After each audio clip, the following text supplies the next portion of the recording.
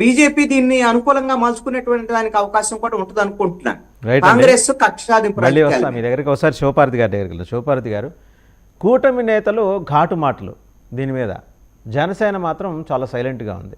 ఎందుకో అర్థం కావట్లేదు. కూటమిలో కూడా పరస్పర భిన్నమైన అభిప్రాయాలు. కాసేపాగి మన విజయకిరణ్ గారి దగ్గరికి కూడా వెళ్తాను. మొన్న వాళ్ళ party state president Palla Srinivas గారేమో బెనిఫిట్ షోల రద్దు మీద తన అభిప్రాయాన్ని స్పష్టంగా చెప్పారు. అది తప్పుడు నిర్ణయం, దాన్ని వ్యతిరేకిస్తున్నాను. నిన్న బండారు సత్యనారాయణమూర్తి గారు ఈ బెనిఫిట్ షోలు ఏంటి, ఈ హడావిడి ఏందని ఆయన, విష్ణుకుమార్ రాజు గారు ఆయన కూడా మాట్లాడారు. మరి రాష్ట్ర అధ్యక్షురాలు పురంధరేశ్వరిది ఒక మాట, విష్ణుకుమార్ రాజు గారిది ఒక మాట, బీజేపీలో అలా ఉంది. అసలు ఏ మాట లేనిది జనసేన ఎందుకని? భాస్కర్, ముందుగా మీకు ప్యానెల్లో ఉన్న పెద్దలకి వీక్షకులకి గుడ్ మార్నింగ్ అండి. అంటే ఇక్కడ ఒక మహిళా మృతి, ఒక బాలుడు అతను హాస్పిటల్లో చాలా అపస్మారక స్థితిలో ఉన్నాడు. దీని గురించి ఏది మాట్లాడినా రాజకీయం చేసే పరిస్థితి చూస్తున్నాం ఇప్పుడు. సో దానివల్ల ఎట్లా ఏంటి అనేది ఒక అంటే ఇప్పుడు ఇప్పుడు తెలంగాణ గవర్నమెంట్ ఒక వర్షన్ వినిపిస్తుంది, అల్లు అర్జున్ గారు ఒక వర్షన్ వినిపిస్తున్నారు. ఇది ఏది నిజం అని తేల్చాల్సింది న్యాయస్థానాలు. ప్రజలకి వాళ్ళు అప్పీల్ చేసుకుంటున్నారు. ఆ రేవంత్ రెడ్డి గారు ఏమీ చర్చలు లేనట్టు అసెంబ్లీలో అల్లు అర్జున్ గారి గురించి మాట్లాడటం నాకైతే ఆశ్చర్యం అనిపించింది. ఎందుకంటే 48 మంది విద్యార్థులు ఫుడ్ పాయిజన్ అయి చనిపోతే సామాన్యుల మీద ఆయనకు అంత నిజంగా ప్రేమ ఉంది కదా. ఇప్పుడు మహిళ చనిపోయిందని చాలా బాధపడుతున్నారు ఆయన. సో అదే బాధ 48 మంది విద్యార్థులు చనిపోయినప్పుడు ఎందుకు లేదు?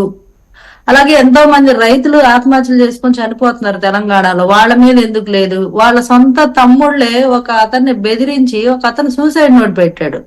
రేవంత్ రెడ్డి గారు బాధాలు, చట్టం అందరికి చుట్టం కాదు కదా, మరి వాళ్ళ తమ్ముళ్ళ మీద ఎలాంటి అలాగే అసెంబ్లీలో కూడా ఆయన ఒక చర్చ నడపాల్సింది. అప్పుడు మేము గవర్నమెంట్ ని అప్రిషియేట్ చేసేవాళ్ళం. ఎందుకంటే ఈ గవర్నమెంట్ సామాన్యుల గవర్నమెంట్, సామాన్యులు ఎంతటి వాళ్ళైనా సరే దించేసి ఎవరినైనా సరే ఒకేలాగా ట్రీట్ చేసి అందరినీ కావాలంటే బొక్కలో పంపిస్తుంది. సో వీళ్ళు జెన్యున్ గా ఉన్నారు అనేది మనం ఒక అభిప్రాయానికి రావచ్చు. బట్ ఇక్కడ ఇన్ని ఫెయిల్యూర్స్ కనబడతా అల్లు అర్జున్ మ్యాటర్ ఎక్కడ అంటే, ఇప్పుడు బెనిఫిట్ షోలు కానీ, సినిమా హీరోల షోస్ కానీ, లేకపోతే ఇది కానీ అన్ని చోట్ల ఇప్పుడు గత ఇండస్ట్రీ పుట్టిన దగ్గర నుంచి ఎన్నో ఘరానా మొగుడు సినిమా అప్పుడు 2 లారీలు చెప్పులు, ఒక దాంట్లో 2 లారీలు చెప్పులు అన్ని ఎత్తితే తర్వాత రోజు తెలిసాయి. ఒక 2-3 ఇట్లాగే కోమాలో పోయిన పరిస్థితి, కొంతమందికి దెబ్బలు లేని పరిస్థితి. ఇలాంటి గతంలో చాలా జరిగాయి, ఇది ఒక్కటే కాదు. ఆ సద్దినోత్సవం వేడుక మీ ఊళ్ళోనే జరిగింది. ఇదొక్కటే కాదండి, అది జరుగుతానే ఉన్నాయి. కానీ గవర్నమెంట్లు ఫెయిల్యూర్ గా భావిస్తున్నారు. కానీ ఇప్పుడు ఒక హీరో వస్తే ఒక థియేటర్ కి మీరు సరైన సెక్యూరిటీ ఇవ్వలేకపోతున్నారంటే ఏంటి మీ గవర్నమెంట్ ఉన్న మీ కెపాసిటీ ఏంటి? ఒక థియేటర్ లో ఒక హీరో వస్తే మీరు కంట్రోల్ చేయలేకపోయారా? అక్కడే మీ ఫెయిల్యూర్ అర్థమైపోయింది. మీ ఫెయిల్యూర్ కప్పుపుచ్చుకోవడానికి అంటే అల్లు అర్జున్ రావడం 100% రాంగ్. అది ఎవరు రైట్ అని నేను చెప్పట్లేదు, అల్లు అర్జున్ నేను సపోర్ట్ చేయట్లేదు ఇక్కడ. సో నా వర్షన్ ఏంటంటే, ఒక హీరో సరే అతనికి మిస్కమ్యూనికేషన్ వల్ల మీది ఆర్డర్ లేదనో లేకపోతే మీ పర్మిషన్, అతనికి మేబీ మేనేజర్స్ వాళ్ళ పిఆర్ టీం చెప్పు ఉండకపోవచ్చు. ఆ రోజు థియేటర్ లో అతను అంటున్నాడు, నాకు తర్వాత రోజు తెలిసింది ఆవిడ చనిపోయిన విషయం, తెలిస్తే నేను ఎందుకుంటా?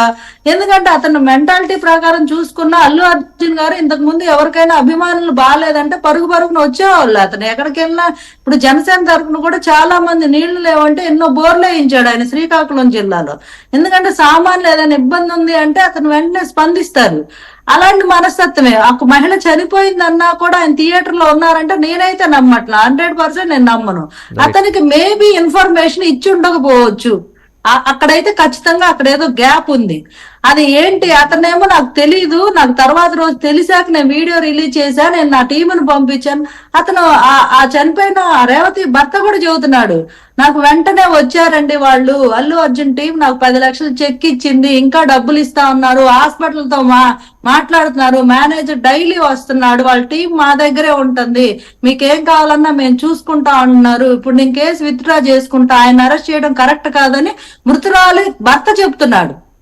సో ఇక్కడ గవర్నమెంట్ ఏంటంటే ఇంక ఏది లేనట్టు ఈ అల్లు అర్జునే ఒక విషయం అయినట్టు, రాష్ట్రంలో ఇక ఏ బాధలు లేనట్టు, సామాన్యులు అందరూ ప్రశాంతంగా ఉంటున్నట్లు ఇక దాన్ని అసెంబ్లీలో చర్చ పెట్టారు చూడండి. అదే కొంచెం హాస్యాస్పదంగానూ ఆశ్చర్యంగా కూడా అనిపించింది. రైట్, ఒకసారి అంటే రవికిరణ్ అసెంబ్లీలో గారు మళ్ళీ చర్చించేంత వస్తారండి. స్థాయి ఉన్న విషయమా ఇది అని. రైట్, మళ్ళీ వస్తా రవికిరణ్ గారి దగ్గరికి వెళ్తారు. రవికిరణ్ వాళ్ళ ఎమ్మెల్యేలు ఎంపీలు కాన్వాయ్ల కింద ఒక్క నిమిషం అండి, ఒక సెకండ్.